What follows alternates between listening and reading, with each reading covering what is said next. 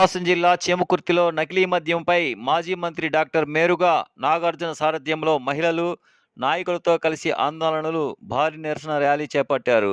కల్తీ మద్యం నివారించాలని కోరుతూ మహిళలతో కలిసి ఎక్స్ఎన్సీ సుకన్యకు వినతిపత్రం అందజేశారు. మాజీ మంత్రి Santhanuthalapadu YSR Congress party incharge doctor Meruga Nagarjuna మాట్లాడుతూ నకిలీ మద్యంపై తక్షణమే రాష్ట్ర ప్రభుత్వం సిబిఐ ఎంక్వైరీ చేసి దోషులను కఠినంగా శిక్షించాలని, ప్రజలు ప్రాణాలను రక్షించాలని మాజీ మంత్రి డాక్టర్ మేరుగా నాగార్జున అన్నారు.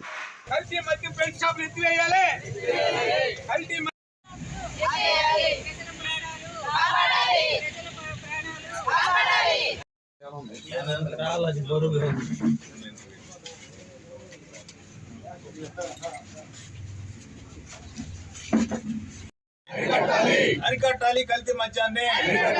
ఇద్దరు ముత్తు వదలాలి ఎక్సైజ్ డిపార్ట్మెంట్. వదలాలి ఎక్సైజ్ డిపార్ట్మెంట్. అరికట్టాలి నారావారి సారాలు వెంటనే. అరికట్టాలి నారావారి సారా వెంటనే. జై జగన్, జై జగన్. నా నామోషు వెనక్కి స్వామి.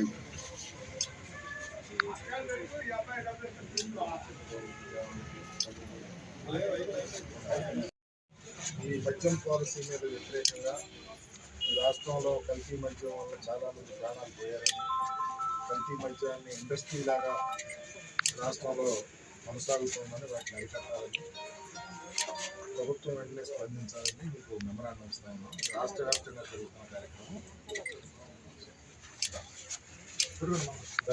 మళ్ళీ పట్టుకున్నా వెంకటేశ్వర పట్టుకోండి.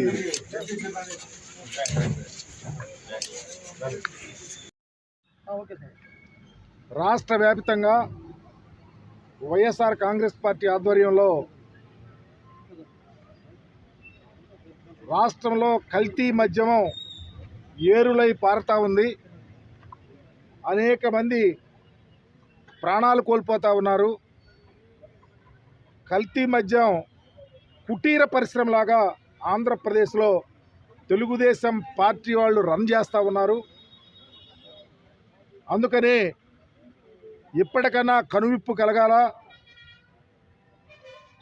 డిపార్ట్మెంట్ తక్షణమే స్పందించాలని మా నిరసన తెలియపరుస్తూ ఈరోజు ఒక మెమరాండాన్ని సంతనూతలపాడు నియోజకవర్గంలో ఎక్సైజ్ డిపార్ట్మెంట్ ఉన్నటువంటి మండలమైనటువంటి చీమకుర్తి మండలంలో ఎక్సైజ్ అధికారులకు, నాతో పాటు మా నియోజకవర్గం నాయకులు, పర్టికులర్గా మహిళా నాయకురాళ్ళు, మహిళలు, నాయకులు, కార్యకర్తలు అనేక మంది వర్షాన్ని కూడా లెక్క చేయకుండా వచ్చి మెమరాండం ఇవ్వటం జరిగింది.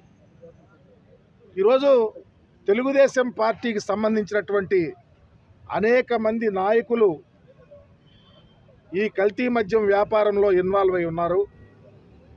వారి మీద ఈరోజు వరకు చర్య ఏమీ తీసుకోలేదు.